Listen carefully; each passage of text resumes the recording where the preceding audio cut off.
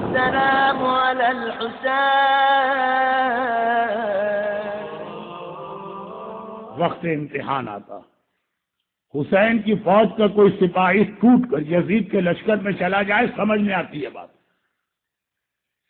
بھوک سے ہر آدمی گھبراتا ہے، پیاس سے ہر آدمی گھبراتا ہے، قید و بند سے ہر آدمی گھبراتا ہے، گھر والوں کی توہین اور اسیری سے ہر آدمی گھبراتا، جان دینے سے ہر آدمی گھبراتا، اور اولاد کا لاشا اٹھانے کا تو تصور بوڑھا باپ کر ہی نہیں سکتا. اگر کوئی ایسا نظر آتا جو شب عاشور یا روز عاشور حسین کو چھوڑ کے یزید سے مل جاتا، پھر بھی سمجھ میں آتی ہے اس کی مجبوری. لیکن ذرا حر کو دیکھیے کتنی بڑی اصل قربانی یہ ہے. تیر و تلوار اتنا بڑا مسئلہ نہیں ہے، دنیا کی ہر دولت اس کے پاس ہے، اور کربلا سے جائے گا تو مالا مال کر دیا جائے گا. جب عمر سعد عاشور کے دن پہلا تیر چلا کے کہہ رہا اے میرے فوج والوں یزید کے سامنے گواہی دینا، پہلا تیر میں نے چلایا، تو حر تو عمر سعد سے بھی زیادہ یہ دعویٰ کرنے کا حق رکھتا. حسین تو کربلا لے کر ہی میں آیا، میں نہ ہوتا تو حسین پتہ نہیں کہاں سے کہاں چلے جاتے. ابن زیاد یا یزید کا لشکر ان کو ڈھونڈ میں لے کر آیا. اتنا انعام مل سکتا. فوج کا سردار ہے، کوفے کے با اثر خاندانوں میں شامل ہے، دنیا کی ہر دولت اس کے پاس، سب کو ٹھکرا رہا. یہاں کھانے اور پانی کی ہر نعمت موجود ہے، وہاں جا کے فاقے کرنا. نعمتوں کو چھوڑ کے فاقے کرنے جا رہا ہے، ایسے بہت کم ملے. اتنے بڑے عہدے پر فائز ہے، عہدہ چھوڑ کر قید ہونے یا شہید ہونے جا رہا. یہ ہے وہ جہاد بالنفس جو امام خمینی کی 40 حدیث کی پہلی حدیث. تیر و تلوار کا سامنا کرنا آسان ہے، وہ چھوٹا جہاد ہوتا. ان ترغیبات دنیا، یہ جو دنیا کی کشش ہوتی ہے، الناس عبید الدنیا، حر نے بتایا نہیں، تبھی آقا نے کہا تھا انت حر فی الدنیا والآخرہ. اے حر تیری ماں نے تیرا نام صحیح رکھا، حر کے معنی آزاد. حر کا اپوزٹ ہے عبد، غلام. آقا نے کہا لوگ دنیا کے غلام ہیں، حر نے بتایا میں نہیں ہوں ان میں، میں دنیا کو ٹھکرا کے حسین کی جانب آ رہا ہوں. حر سائلنٹ میجورٹی میں بھی جا سکتا، کوئی ایکٹیو پارٹیسپیشن بھی نہ کرتا، یا لشکر یزید میں بھی رہتا نہیں.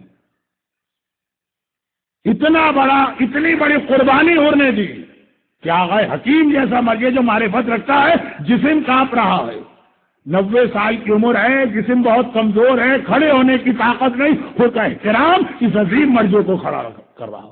حر کی عظمت کو پہچانی. اور حر کربلا کے میدان میں ہمیں 2 بڑے پیغام دلوا رہا. پہلا پیغام یہ ہے کہ حسین کی مجلس میں آنے والا کوئی شخص کبھی مایوس نہ ہو. دنیا کا سب سے بڑا گناہ گار ایک بار اگر توبہ کر کے حسین کے دروازے پہ آ جائے، اس کا ہر گناہ معاف، چاہے زندگی میں ہم نے کتنے ہی برے کام اور گناہ کیے، اور قیامت تک کے لیے امید کی ایک مشعل یا امید کی ایک کرن یا امید کی ایک شمع. ہم نے تو عام زندگی کے اندر گناہ کیے ہوں گے، اور تو وہ ہے جس نے سب سے پہلے زینب کبریٰ کو رلایا. یہی تو جملہ ہے نا کہ ایک قافلہ، مسافروں کا قافلہ ہے، وہ شہر کوفہ کی جانب جا رہا ہے، اس کو بیچ میں روکا جاتا، اور روکا بھی اس طرح جاتا ہے فرزند رسول اب آپ کے ہاتھ سے اپنی مرضی سے آگے نہیں جائیے.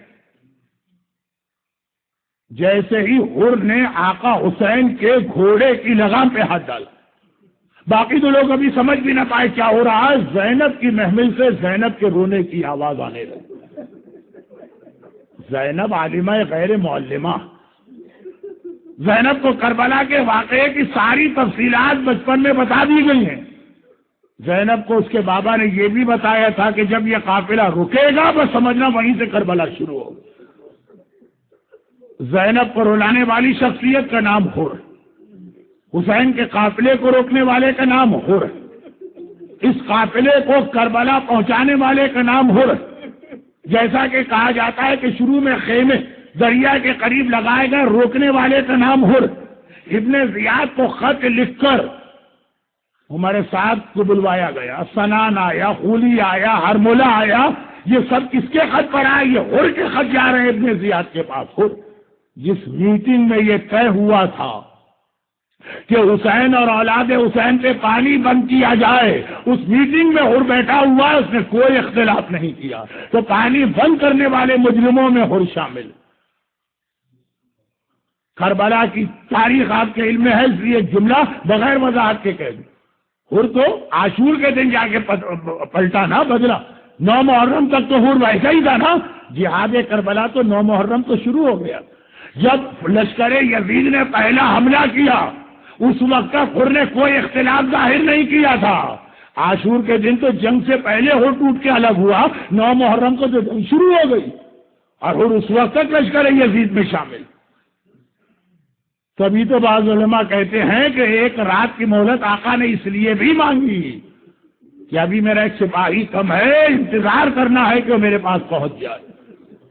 تو اگر آپ کربلا کے اندر ان ظالموں کی 4 شیٹ بنائیے تو عاشور تک جتنے ظلم ہوئے سب میں ہر شامل۔ اگر ایک بار اپنی غلطی کو مانتا ہے تو کائنات کا سب سے بڑا گناہگار اس طرح سے معاف کر دیا جاتا ہے کہ آقا حکیم جیسا مرجع اس کے احترام میں کھڑے کھڑے زیارت پڑ رہا۔ تو ہم اور آپ تو کتنے ہی گناہ کر لیں۔ یہ عزاداری امام، یہ مجلس عزا ایک رحمت کا کھلا ہوا راستہ، دروازہ ہمارے پاس ہے، وہ ہر کی طرح اپنی غلطی مانے۔ اور ہر نے یہ بھی بتا دی کہ زبان کے چٹخارے والا اسلام میرے پاس نہیں ہے، اس کے لیے میں ہر قربانی دینے کو تیار۔ وقت بہت گزر گیا، اس میں صرف 2 جملے مسائل کی اور آج کی بات ختم۔ عاشور 9 محرم کی جنگ شروع کر دی ہمارے ساتھ نے، ہر نے کوئی اختلاف نہ کیا۔ پوری عاشور کی رات گزری، ہر نے کوئی اختلاف نہ کیا۔ ہاں، فجر کی نماز کے بعد صرف اتنا آگے کہتا ہے، اے عمر سعد کیا جنگ کے ٹل جانے کا کوئی امکان؟ اور عمر سعد نے کہا کہ نہیں، کوئی امکان نہیں، آج کے دن کے لیے تو ہم تڑپ رہے ہیں، ہمیں انعام ملے۔ اور یہ سننا تھا کہ ایک مرتبہ ہو اپنے خیمے میں آتا ہے، واقعات آپ کے سنے تو میں بہت ہی مختصر صرف 2 جملے مسائل۔ اور ایک بار اپنے ساتھی سے کہا کہ اب میں جا رہا ہوں حسین کے پاس۔ ساتھی نے کہا بے وقوف بن رہے، اب جا رہے ہیں؟ یہاں سے بھی دھکارے جاؤ گے ہمارے ساتھ، اور حسین بھی تمہیں قبول نہیں کریں گے۔ تم جیسے خطا کار اور گناہ گار کو کون قبول کرے گا؟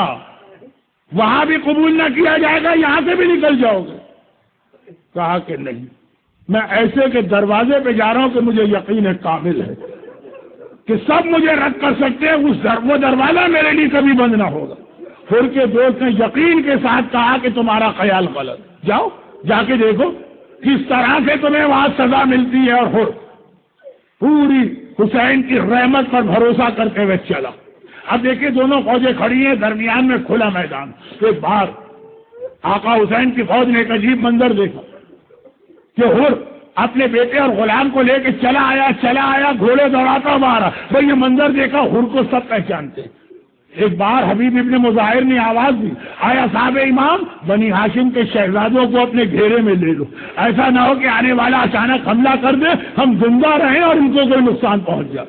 اور عباس علمدار نے آواز دی، اے جوانان بنی ہاشم، آقا حسین کو اپنے گھیرے میں لے لو، ایسا نہ ہو کہ آنے والا کوئی نقصان پہنچائے۔ اے حبیب ابن مظاہر، کتنا خیال ہے تمہیں بنی ہاشم کے شہزادوں کا، مگر تھوڑی دیر گزرے گی، کسی کے کلیجے میں برچھی کا پھل اترے گا، کسی کا بدن گھول اور تلے ٹکڑے ٹکڑے ہوگا، کسی کے گلے میں 3 بھال کا تیر بے بس ہوگا۔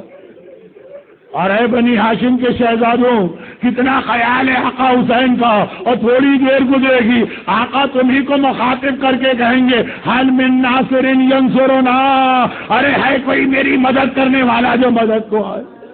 مگر ہر گھوڑا دوڑاتا دوڑاتا قریب نہ آیا، ایک ڈسٹینس پہ جا کے گھوڑا روکا، پہلے اپنی سواری سے اترا، اس کے بعد اور کچھ تو تھا نہیں، جیب سے رومال نکال کے اپنے ہاتھوں کو باندھا اور وہیں رک کے آواز دیتا ہے، اے رحمت للعالمین کے بیٹے، کیا کائنات کا سب سے بڑا گناہگار تیری بارگاہ میں آ سکتا؟ بھائی اتنا سننا ہے، حسین نے آواز دی عباس اپنی فوج کو روکو، حبیب ابن مظاہر اپنے ساتھیوں کو روکو، میرا مہمان آ رہا ہے، اپنے مہمان کے استقبال کے لیے میں جا رہا ہوں۔ آقا حسین کسی کو بھیجا نہیں کہ لے کر آؤ، آقا خود چلے حر کے قریب پہنچے، اور حر اتنا بے چین تھا کہ آقا کے گھوڑے سے اترنے کا انتظار بھی نہ کیا۔ حسین کا پاؤں اپنی رکاب گھوڑے کی رکاب میں ہے، وہیں پہ حسین کے پیر پہ اپنا سر رکھ دیا۔ اخطأت یابن رسول اللہ، فرزند رسول میں نے خطا کی، فرزند رسول میں نے گناہ کیا، تجھے تیری ماں فاطمہ زہرا کا واسطہ میری اس خطا اور گناہ کو معاف کر دے۔ حسین گھوڑے سے اتر کے حر کو گلے سے لگاتے اور کہتے اے حر یہ کیا کہہ رہا، انت اخی فی الدنیا والآخرہ، ارے تو تو میرا بھائی ہے، دنیا میں بھی میرا بھائی ہے، آخرت میں بھی میرا بھائی ہے۔ میرے ایک استاد ایک جملہ مصائب میں پڑھتے کہ یہ جملہ سنا، سارا لشکر حسین اپنی سواریوں سے اتر آیا، ارے حسین کا بھائی زمین پہ پیدل کھڑا ہو اور ہم سواری پہ بیٹھے رہے، بڑا شاندار استقبال ہوا۔ لیکن اس کے بعد حسین نے دو جملے کہے، پہلا جملہ تو ٹھیک، دوسرا جملہ حر کو تڑپا گیا۔ حسین نے کہا حر آج میں بہت خوش ہوں، آج میں بہت خوش ہوں، تو باطل کو چھوڑ کے حق پہ آ گیا، ظلمت کو چھوڑ کے نور پہ آ گیا، جہنم کو چھوڑ کے جنت پہ آ گیا، لیکن حر میں تجھ سے شرمندہ بھی ہوں۔ ارے میرا آقا حر سے کہہ رہا میں تجھ سے شرمندہ بھی ہوں۔ اور شرمندہ کس بات پر؟ جب تو میرا دشمن بن کے راستے میں آیا تھا تو اتنا پانی پلایا تھا کہ تیرے گھوڑوں تک نے پانی سے منہ کو ہٹا لیا، آج میرا بھائی اور مہمان بن کے آیا ہے اور حسین تیری خدمت میں پانی کا ایک جام بھی پیش نہیں کر سکتا، ہو تیرا آقا تجھ سے بڑا شرمندہ ہے۔ مگر یہ جملہ ان کو تڑپا گیا، گھبرا کے کہا آقا وہی گناہ تو معاف کرانے آیا ہوں، آقا میں خود بھی مقتل میں جانا چاہتا ہوں، لیکن میرا دل چاہتا ہے پہلے میرے بیٹے کو جانے کی اجازت دیجیے۔ حسین نے کہا آج کا دن ایسا ہے سب کو مرنا ہے، کوئی پہلے مرے گا کوئی بعد میں مرے گا، ورنہ میں کبھی تجھے اجازت نہ دیتا، جا جا میں نے تیری خواہش پوری کی۔ بس ارباب اذا حر کا بیٹا چلنے لگا، باپ بوڑھے باپ نے کہا بیٹا ایسا جہاد کرنا کہ اپنے باپ کے گناہ کو معاف کرا دے۔ حر کے بیٹے کا جہاد شروع ہوا، تھوڑی دیر گزری، حر کا بیٹا گھوڑے سے زمین کربلا پہ گرا اور پلٹ کے آواز دی یا ابتا ادرکنی، بابا ذرا میری مدد کو آئیے۔ بس یہ جملہ سننا حر تڑپ گیا، حر بے چین ہو گیا، اپنی جگہ سے کھڑا ہو گیا۔ حسین نے کہا حر کیا بات ہے؟ کہا آقا میرا جوان بیٹا مجھے پکار رہا ہے، بھائی اتنی اجازت دیجیے اپنے بیٹے کے قریب چلا جاؤں۔ حسین نے دو بڑے عجیب جملے کہے، پہلا جملہ یہ کہا حر تم زحمت نہ کرو، تم یہیں بیٹھو، تم میرے مہمان ہو، تمہارے بیٹے کو میں لے کے آؤں گا، اور دوسرا جملہ اسی پہ آج کے مصائب ختم۔ دوسرا جملہ حر سنو ایک بات یاد رکھو، تم بوڑھے باپ ہو، وہ جوان بیٹا ہے، بوڑھے باپ کبھی جوان بیٹے کے سراہنے نہیں جاتے ہیں، بوڑھے باپ جوان بیٹے کا لاشا نہیں اٹھاتے ہیں، تم بیٹھو لاشا اٹھا کے میں لاؤں گا۔ آخری جملہ آج سے نہیں کہنا، آقا حسین سے ہاتھ جوڑ کے کہنا آقا اگر حر کا جوان بیٹا مارا جائے تو یہ کہا جائے بوڑھے باپ جوان کا لاشا نہیں اٹھاتے، اور جب علی اکبر گھوڑے سے زمین کربلا پہ گرا، ہائے یہ بوڑھا باپ۔